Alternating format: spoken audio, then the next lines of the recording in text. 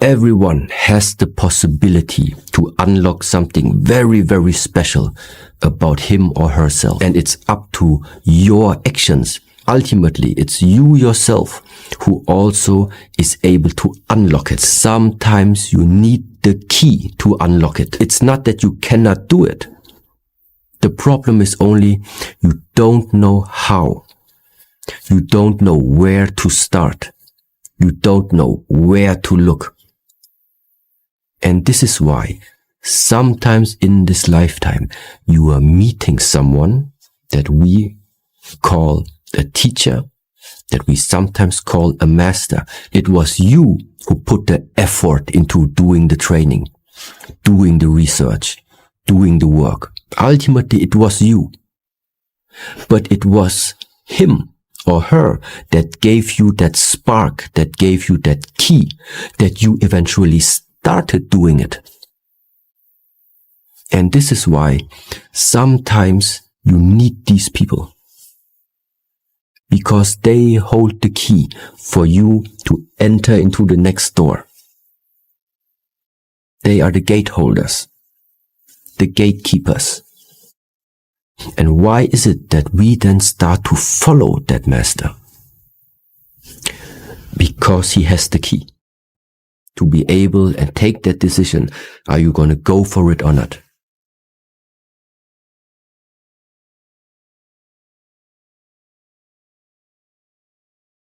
But being asleep all the time is difficult. Yeah, and that is the reason you don't want to sleep right now. You want to be awake. You want to be awake and you want to be clear.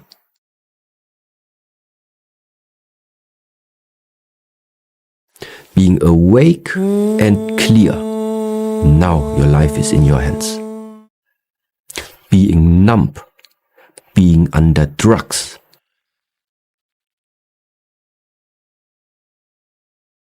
be awake and be clear. And then fill up your energy tank.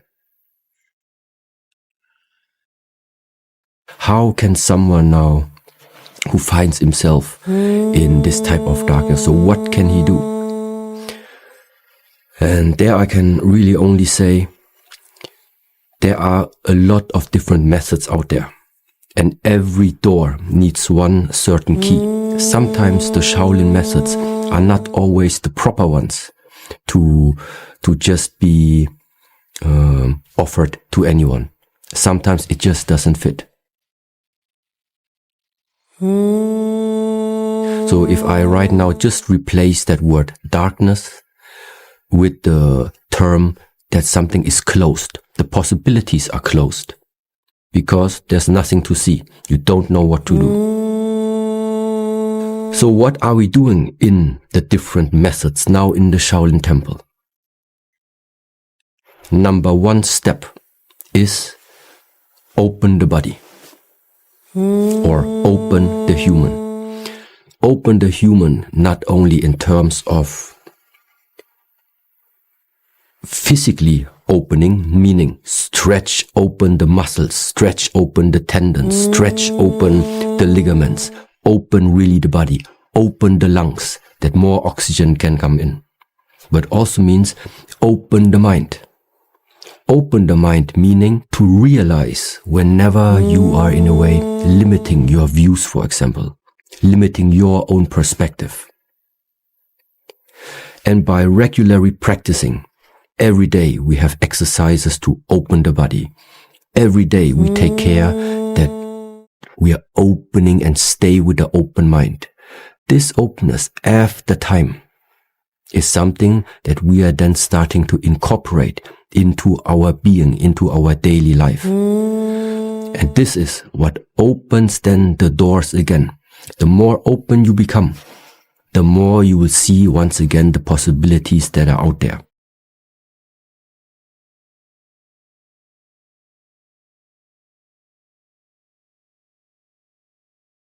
Practically speaking,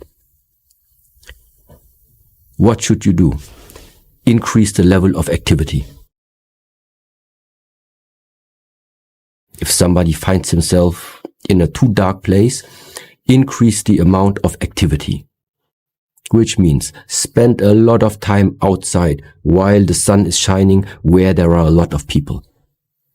The opposite is you're in a dark place and you stay at home in your four walls. For some time, it's sometimes necessary, but this is not going to be the solution. If you by yourself cannot create that light, then we have to somehow try that the circumstances on the outside help you, support you a little bit along this way.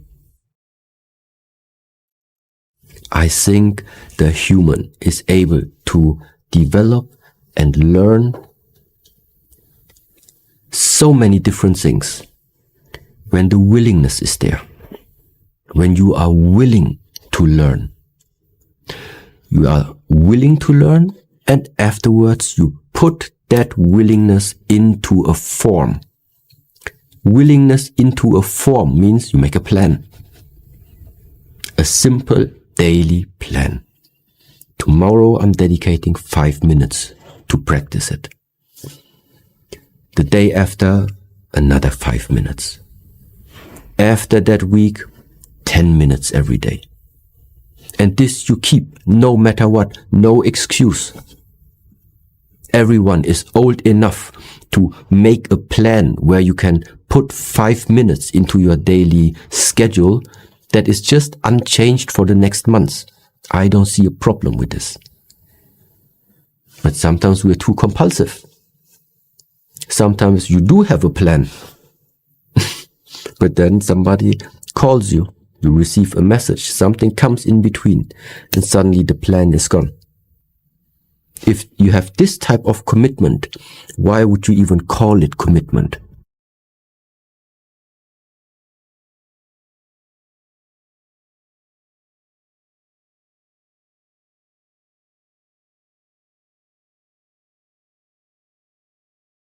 The human mind is not made to stay at one place at one time. The commitment knows it. That's why we give it. This is why we say, okay, I commit to it. Because I know that hard times will come, that I will find excuses why not to make it.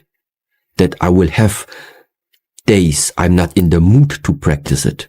I know these times are going to come, but this is why you do the commitment.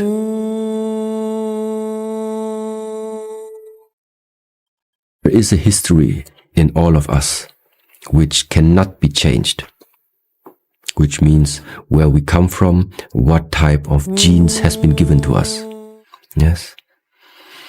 But at the same time, I also think that everyone in this world is absolutely free to express themselves in whatever way they feel like.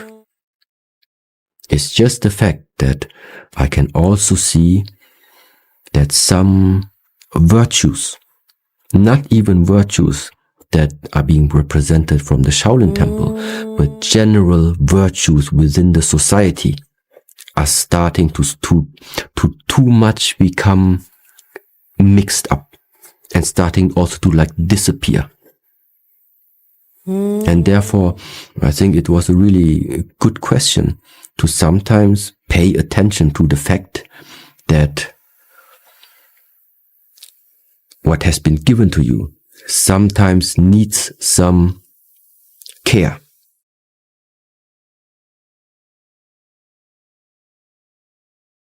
When it becomes your habit, automatically a different quality starts to emanate from you. Increase this type of quality, then I think this is what you should do. You don't jump around too much. You are not undecided. Before you talk, you think. Before you talk, you think. You don't just let it flow out. But once it is said, it's backed up with action. If this pattern is continuously repeating, what is the way out? It's not by adding something on top of it.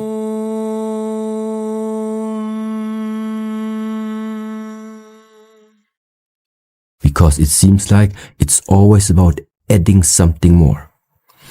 You are learning something because you think you are missing it.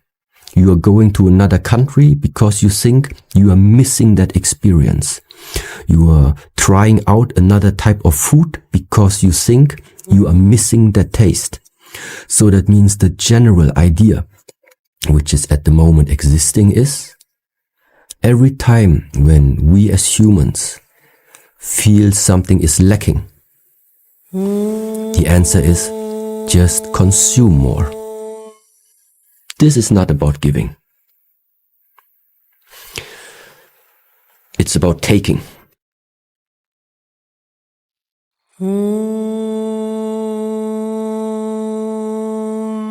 It's about taking away everything that is in front of a person's eye, that has covered up the clear view upon how this world, how your internal nature, how your emotions, your mindset is all connected with each other.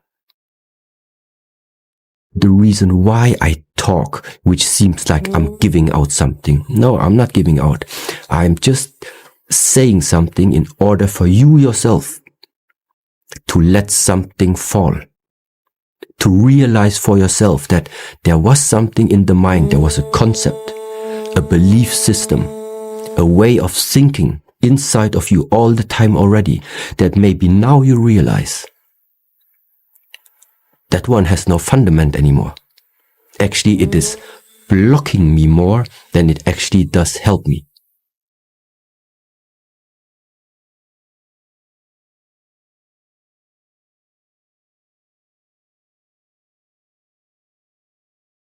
You think that because we are so well connected everywhere in the world, you can access quite a lot of information just by going on Google or on YouTube. Of course, it feels like that you are independent because you have access to the whole world just by sitting at home. Yes, this is a trend.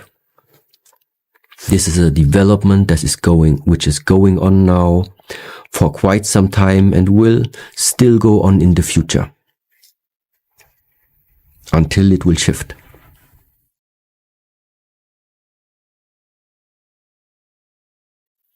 Until it will shift.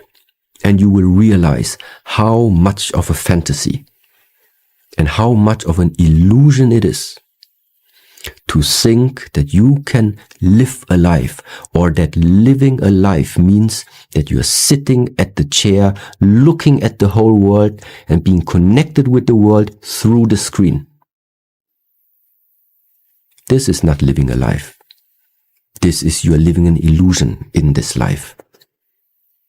To live a life is you look at your hands, you look at your body, and you go out of the house. You do the steps. You do what makes your body sweat. You breathe in the air. You have physical contact with people. You talk face to face with people. This is living life. The other thing is sad. So the result of if something is too dark is it's very difficult to actually distinguish anything. What are your possibilities in the darkness? Because you don't see any direction. You don't see objects in the darkness. So what therefore the approach is, what therefore I think must be done, is no matter which method you're using, you need to light up that space. So either you find a way to really light up that space so that in such a way that darkness slowly disappears and you slowly start to see what is in that room, what is in that space. That is the first possibility.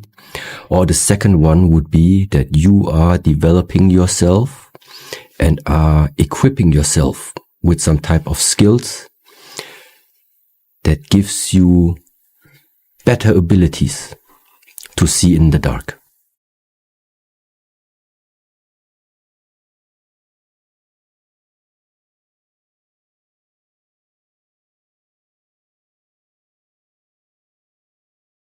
Recently, I set up a charity in honor of my son, the Jacob Mulligan charity, where we provide parents with headstones for the loss of their children or their baby. With the link in the description, a friend of mine is running a half marathon and she set up a GoFundMe page for the charity where all the money goes towards headstones for bereaved parents. If you feel like supporting it, please consider go and donating below. And also at mulliganbrothers.com, you can still get the Still t-shirts and donate through the Still donation link as well. Guys, I cannot thank you guys enough for all the support. You made everything possible that we do here.